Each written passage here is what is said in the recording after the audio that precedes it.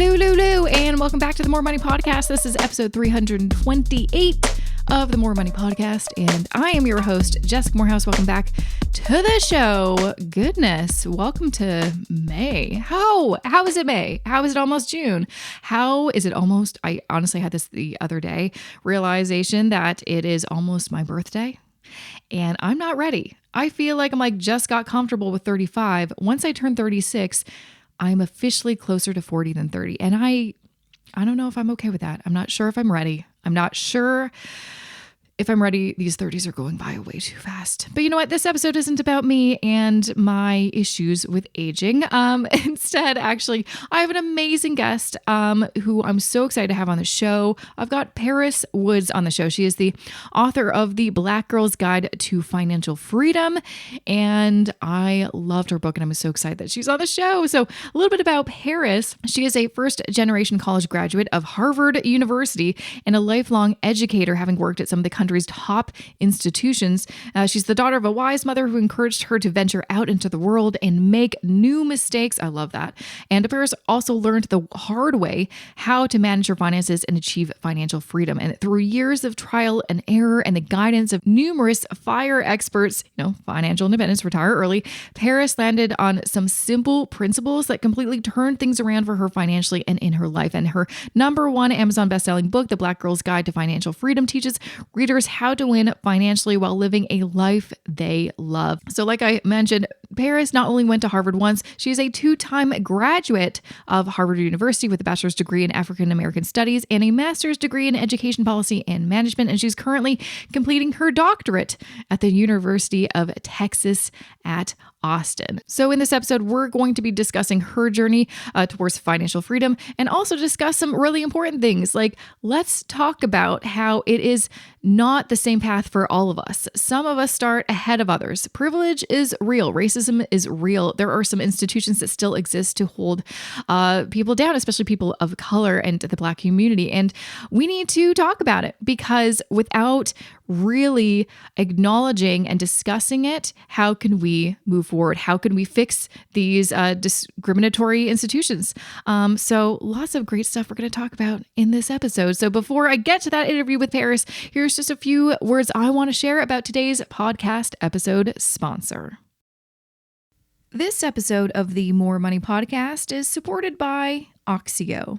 Have you had it with the big internet providers in Canada? The contracts, constantly shifting prices, and customer service that will keep you on hold for hours? If only there was another option that could provide you with the same quality internet minus all that other BS. Oh wait, there is. Axio, a digital internet service provider that first launched in Quebec in 2019 and has since expanded to Ontario and British Columbia. Want to know why I made the switch to Axio? For starters, Axio is everything the big telecom companies are not. They provide unlimited internet, no contracts, fast and local customer service, and they don't sell your data, and they pride themselves in being radically transparent with their pricing. No, seriously. For all of their internet packages, they show you the breakdown of where your money goes, from network costs to how much the company actually profits. Not only that, Axio's prices are typically lower than the average market price, so switching could mean more money in your pocket. It sure did for me. Want to give it a try too?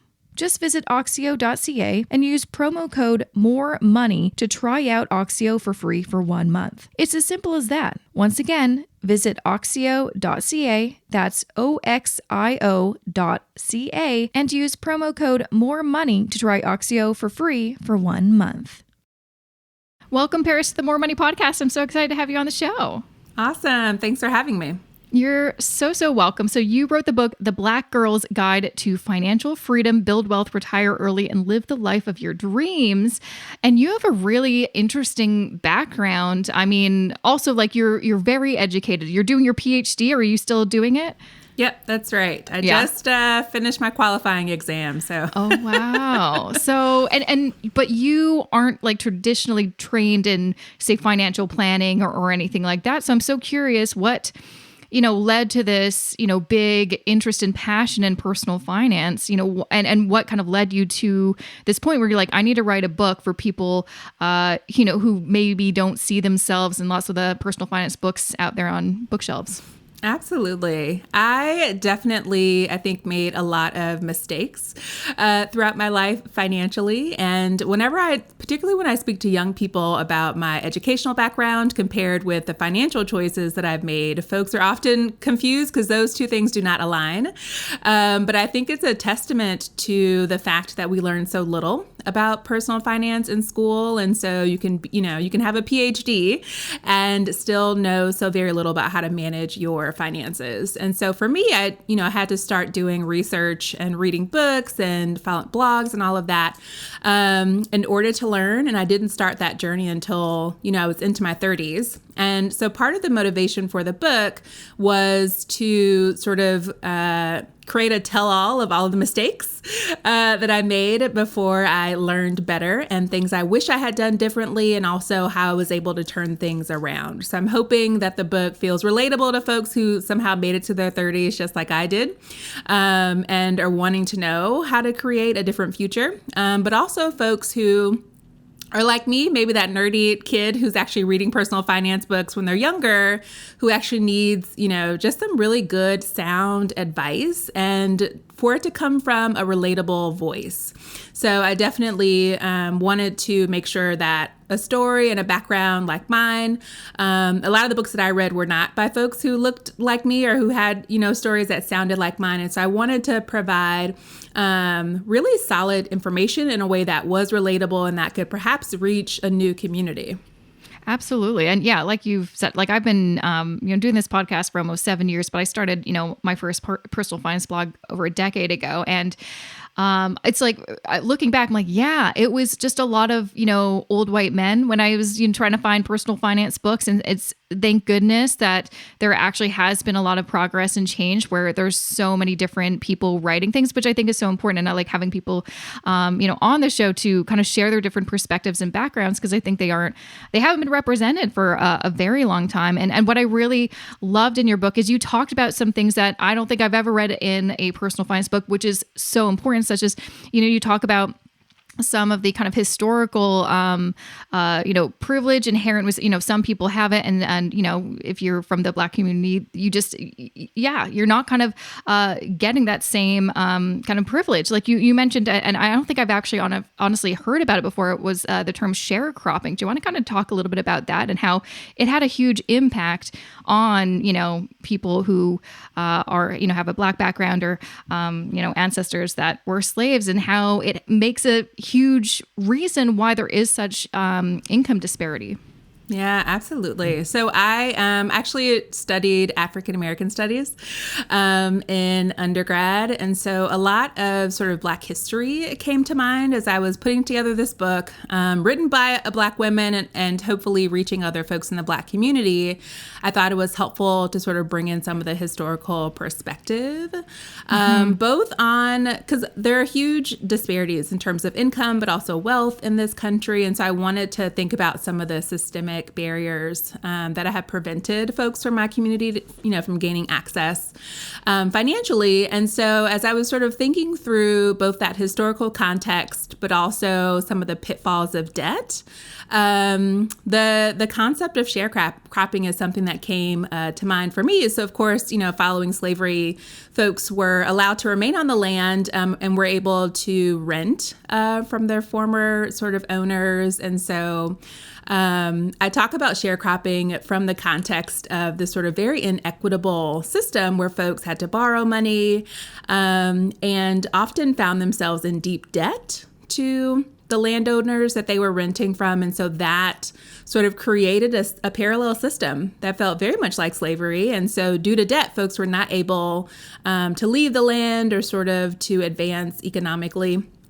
And that example really mirrored what I have been observing in terms of the role that debt plays today. And specifically when I talk to peers and talk to families who have ambitions financially, it's often debt that is keeping them from either doing something really fun or taking time off from work or traveling or, taking a big risk. And so we see a lot of the same outcomes in terms of the effect of debt tethering folks to jobs or to life circumstances that they would otherwise, seek to escape. Now, what do you think has changed now? Because it's obviously we don't have sharecropping anymore, but there's other forms of kind of predatory debt practices that are still in place that are, affecting people, especially people in the Black community. What kind of examples have you seen that you're like, we need to educate ourselves so we don't fall into that trap and then see this repeat over generations? Right. Well, debt is so sneaky. And I think it's so commonplace that we start categorizing debt and we think, well, some forms of debt are good and some are bad. So most folks might identify something like a payday loan, right, as a form of predatory lending with incredibly exploitative interest rates and things like that, right? So we might say, okay, a payday loan is obviously a bad loan, but maybe a student loan is a good loan, right? And so that may be true in terms of sort of the interest payments and things like that. But one of the stories that I tell in the book, in my experience, with student loans, is that they can be just as sticky and sort of just as tethering. And for me, I was making minimum payments. I probably took some forbearances and things like that. And after 10 years of paying on the loans, the overall balance had barely dented at all. Wow. And you sort of come to realize that student loans, even though it's for, presumably a good cause, educating ourselves, investing in ourselves, still can be a huge barrier financially. And we sort of see that with folks who are saying, well, I wish I could buy a house, or I wish I might be able to do some other things, but I've still got student loans, to pay off. And so my experience with debt has been just that all forms of debt are pretty tricky in terms of the trade-off between paying down debt versus being able to invest, which I think is the better choice. And so I'd much rather not have debt and have money and room in my monthly budget to invest rather than be paying off debt because I thought, well, at least it was good versus bad debt, right? All debt can sort of prevent us from some other goals. Mm-hmm. Well, yeah, you mentioned, good debt versus bad debt, and student loans has been considered good debt because, like you said, it's good to educate yourself, but also it's basically you're paying now. So in the future, you can hopefully earn a higher income because it'll get you into a better career. But things have changed so much because now, and you talk about this in the book, that now it's just kind of like to even get an entry level job, you need a degree. So it's not quite what it used to be like, 20, 30 years ago, where it's like, oh, wow, now you're kind of guaranteed a better job with better pay. Now it's like I got a degree and I was, my first salary was barely covering my expenses. And so now it's just like, you just need one if you want to get a certain job in a certain industry. But a lot of people are just, getting a ton of debt. And then, like you said, paying, those student loans back over 10 years, not seeing much of a shift. What are some things people can do to make sure? Because I feel the same way. I feel like it has prevented so many people, I'm in my mid-30s now, so many people I know from buying a home, starting to invest for their retirement, over like a good decade because they had this thing and then all their other expenses and there's nothing ever left over. What can people do to kind of put the wheels in motion? Maybe it's too late for you if you're in your 30s, but someone who's in their 20s, or you can think about your future children. What can they do to kind of prevent this from happening? Absolutely. I certainly relate to your experience of sort of the degree being maybe it's the key that unlocks the door, but it's not the only piece. It's not going to turn that doorknob or open the door for you. And so folks often will wonder, well, is it worth it to get a degree at all? And I'm certainly very biased in favor of going to college. And, I've spent my career working in education and have seen a lot of the positive impacts of access to college for folks' sort of future economic outlook. So the question isn't, is college worth it or not? It is, how could I go to college without going into debt? I think that is the better question that folks should ask themselves if they're sort of at the beginning of this education journey and considering, different ways to gain access. And there are so many different ways, actually. So it's like once we ask the right question, we can get to interesting answers, spanning, different scholarship programs, or even, volunteer opportunities that then have education awards at the end of them. So a lot of creative ways to go to school for free. Myself, coming from a low-income family, I went to a college that had really strong financial aid. And so I just went for free because they had really strong need-based aid and my family needed the money. Nice. And you went which to is Harvard, another right? path. Yeah. So I went to Harvard on a full need-based scholarship. Wow.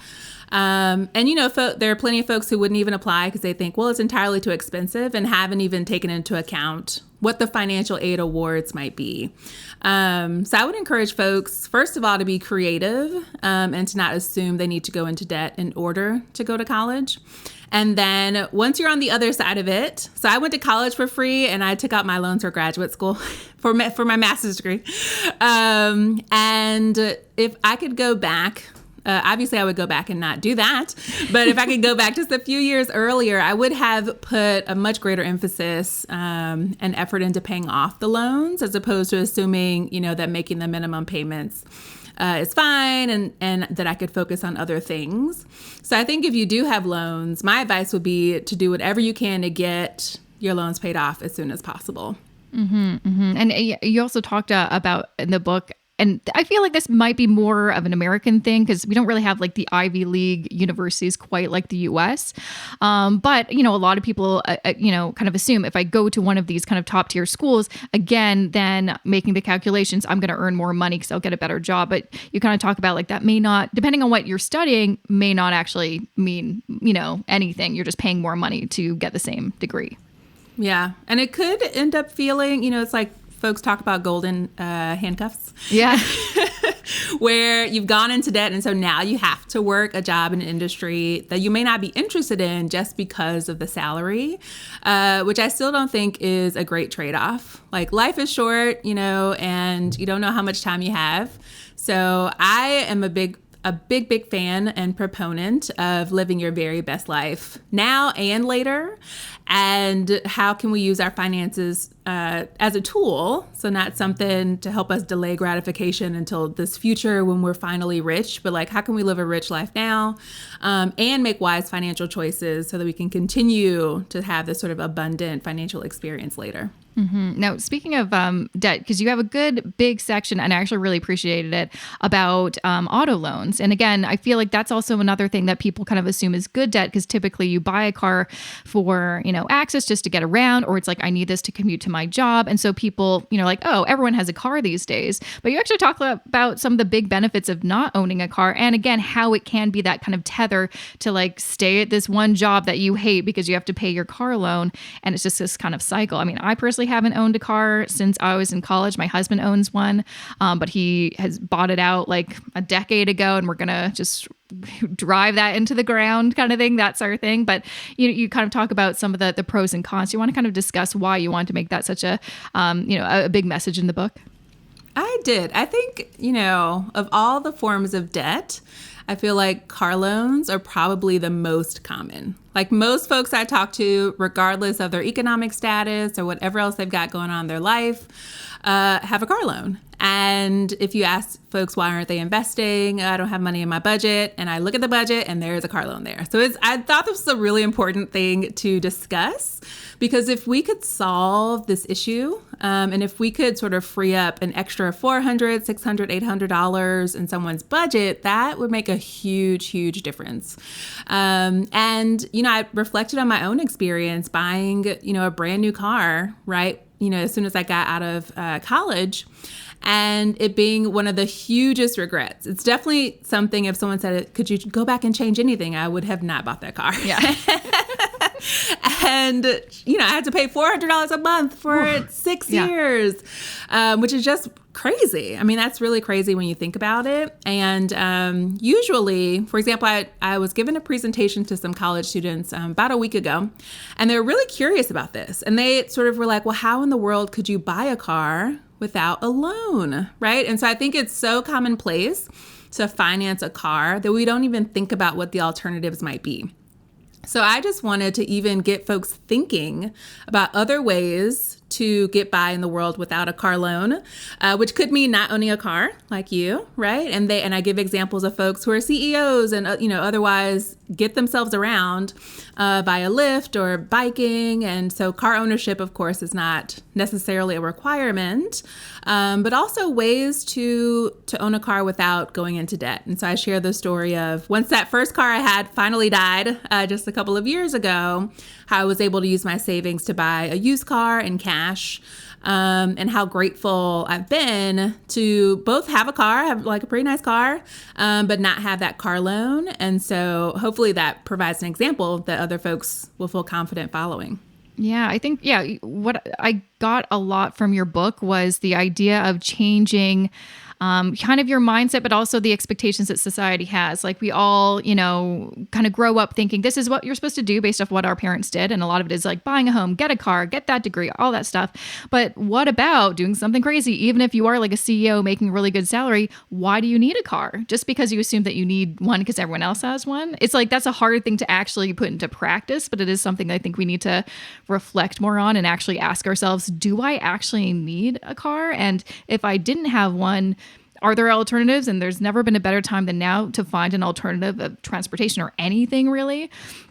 But also like how could that affect me, my money, my budget? Like, having an extra $400 or $500 a month, that can have a huge impact. I know you talk a lot about in the book as well, kind of your, experience with the fire community and financial freedom. And, $400 a month can go a long way to, really achieving that goal of retiring early. So I want to kind of touch on that because I thought that was also a big emphasis in the book. And obviously, because it talks about financial freedom in the title of the book, the fire community is very fascinating to me.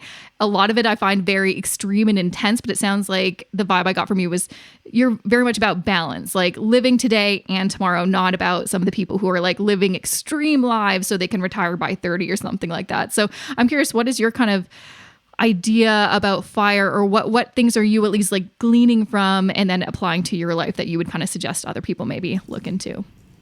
I think my favorite thing about the FIRE movement is just the simplicity of the investing strategy. I think so many folks are afraid of investing because they think it's incredibly complicated and they've got to spend all this time researching stocks, and so there's this sort of misunderstanding about how investing works, and the result is that most folks have no investments, and most folks who do invest they just have money in their 401k, but they're completely hands off. They don't even know what the money is invested in.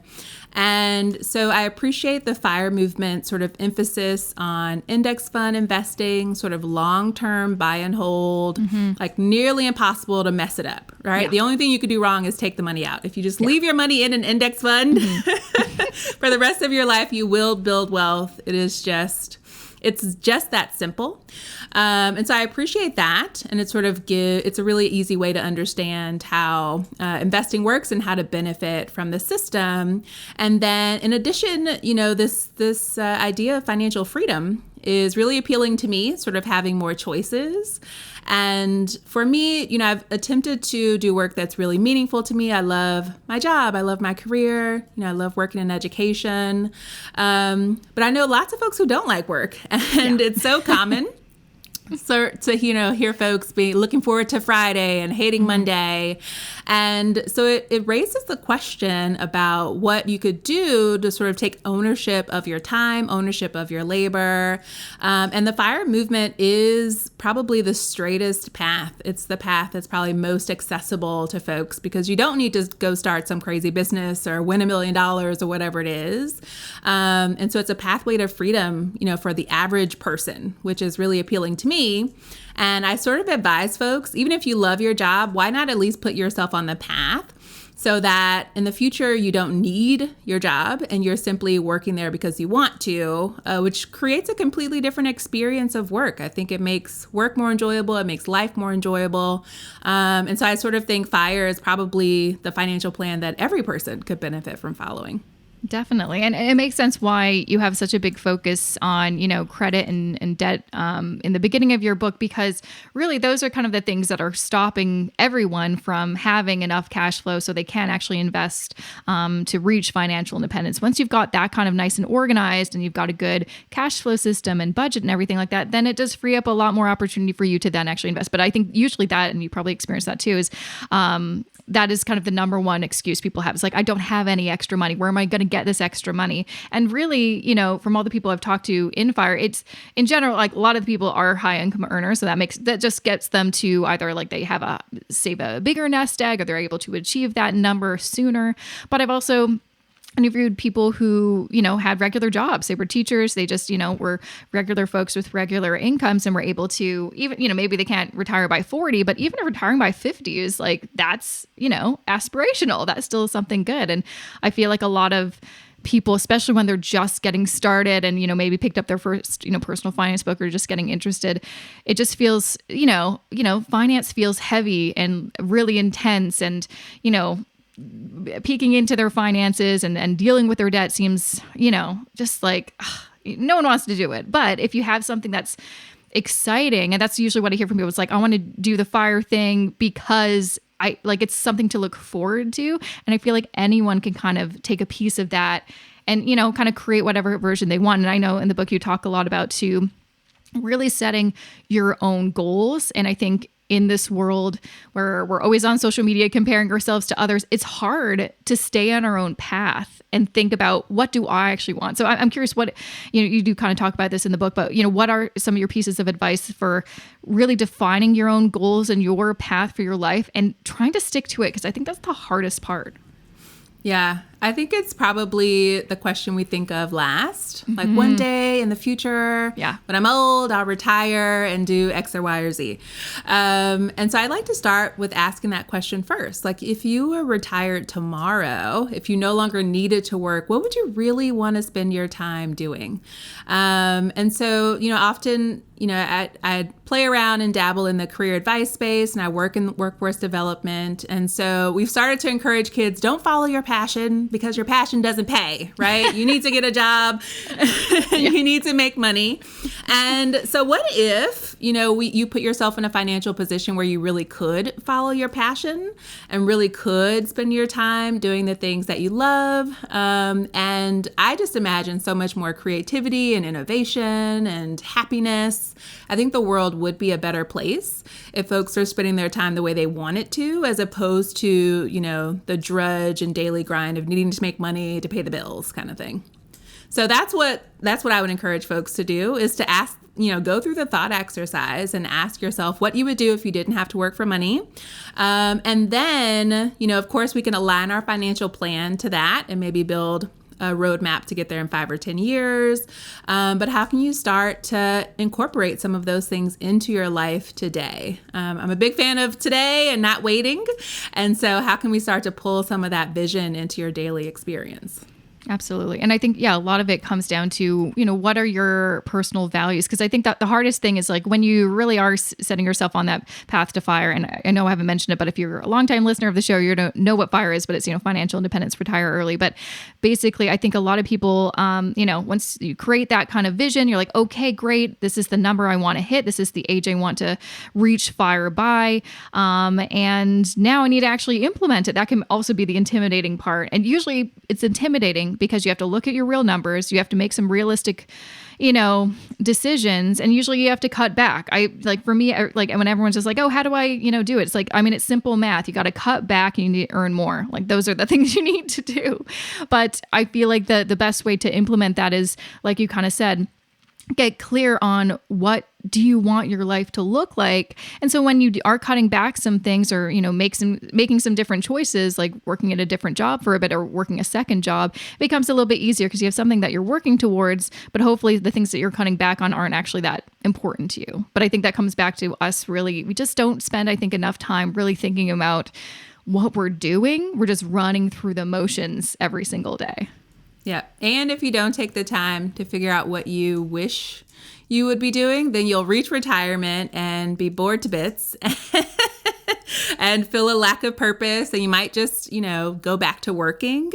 So it's not one thing, it's not to do in sequence, but it's to do simultaneously, and start doing the things you think you would enjoy doing full-time in retirement, so that when you get there, you actually have a sense of purpose and it's everything that you hoped. Exactly. I mean, one of the things that I've definitely, experienced is, I think that's such good advice, is start those things now, because you may realize you actually don't like doing them. There's so many things where I'm like, oh, I totally wish I could do this, as a bigger part of my business. And then I do it. I'm like, I hate it. Mm-hmm. So start it. Like you said, it's about doing things now, living your life now, and not just, planning for the future. Because that's kind of the big thing I see, or the pitfall from some people who just focus so hard on reaching that number and but what happens after. Because you really do need to know, not just like, oh, have this plan, but also like test it out and see if you actually do want to travel the world. It sounds nice, but like, do you actually like moving around that much? You know what I mean? Right. May not be up your alley. So, just because you have so much great advice, it really does feel like reading the book that I'm, have, I don't know, like a best friend kind of just giving me like, oh, don't do some of the things that I wish I didn't do. Please follow this other path. What are some other, key things you really want to, get readers to get from your book? And also like specifically, because, again, in the title, it's The Black Girl's Guide to Financial Freedom. What do you really, hope to, convey to your Black readers? I think that personal finance has the ability to be incredibly empowering. So, I think of folks, either my mom or sort of folks in my family, and how disempowering the world can feel, and sort of how disempowering working a job that probably isn't the best fit or that doesn't value your labor can be. And so one of the motivations that I have, and the reason why I tell so many stories about folks like my mom, is because I want folks to both feel inspired that they can make different choices. But I at the heart of it all, I want folks to experience a different version of life, and sort of experience empowerment and freedom and the ability to say no to people and to things and to jobs. And I think, we live in an era where this is possible. And one of the sort of epithets that I refer to is this idea that we are our ancestors' wildest dreams. And I sort of see that a lot and read that a lot. It's on t-shirts and posters and things like that. But when we really think about it, sort of what might our ancestors have dreamed for us? And I think freedom is at the heart of that. And I think about all the sacrifices that have been made by the folks who came before me. And even my mother's advice for me not to repeat the same mistakes. It's like folks in our family have already done enough and positioned you to have new opportunities, make new mistakes, go out and live your own life, but take advantage of what has happened and what the folks before you have done. And so, if our ancestors worked themselves to the bone and hustle and grind culture and all of this to give us these freedoms, then we sort of have to take this next step to take advantage of that. And it involves some mindset shifts, and it involves sort of giving up on some of the things society thinks we need to do or must do in order to experience a level of freedom that I think we deserve. And so I'm hoping that message comes through as well. So we've got some practical tools and tips and sort of solid financial advice, but I hope people also walk away inspired and empowered, and ready to sort of take charge of their lives and finally have the ability to say no to the things they want to and to say yes to the things that they want to. And I hope people live, glorious, abundant, exciting lives. The kind of life I want for myself. I want everyone in my community to have access to that as well. Mm-hmm. Now, one last question. I'm curious because you are working on your PhD, but you're also working towards FIRE. Like, what does your path look like? And was your PhD just for your career, or was it just for you? I am a nerd. So am I. And I just embraced this about myself. I always knew that I would do a doctoral degree. And so it was just a matter of sort of when and with whom. The program that I'm doing, it is education. It's higher education leadership. And I chose the program because it has a foundation in social justice. And how do you sort of position yourself to lead?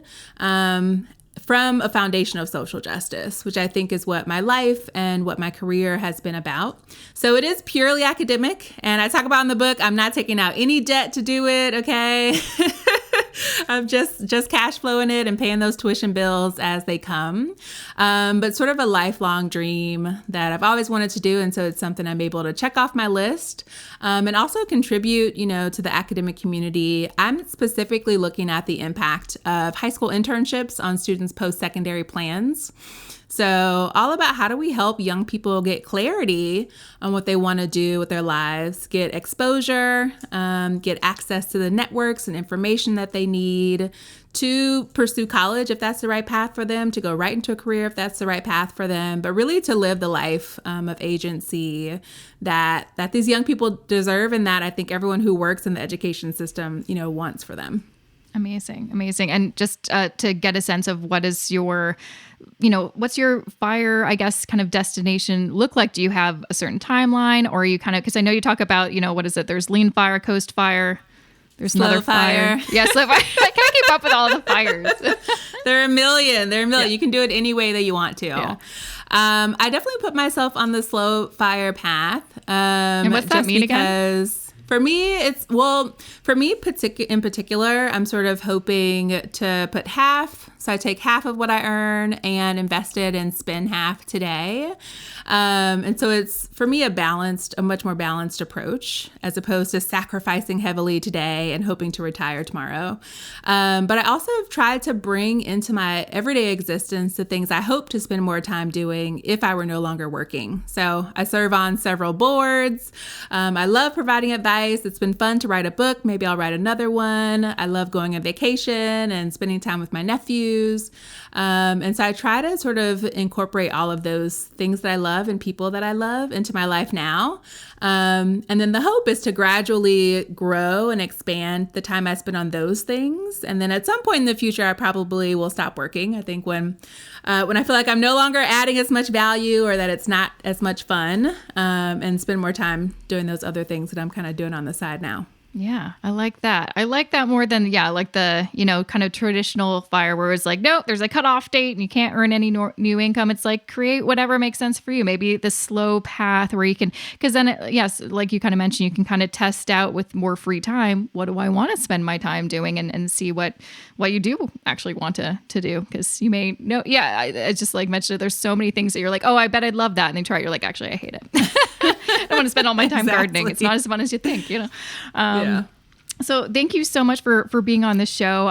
Where can people find you online or grab a copy of your book? Yeah, so the book is available in ebook, paperback, Audible, so several different formats. Amazon's probably the easiest place to find it, but other retailers carry it as well.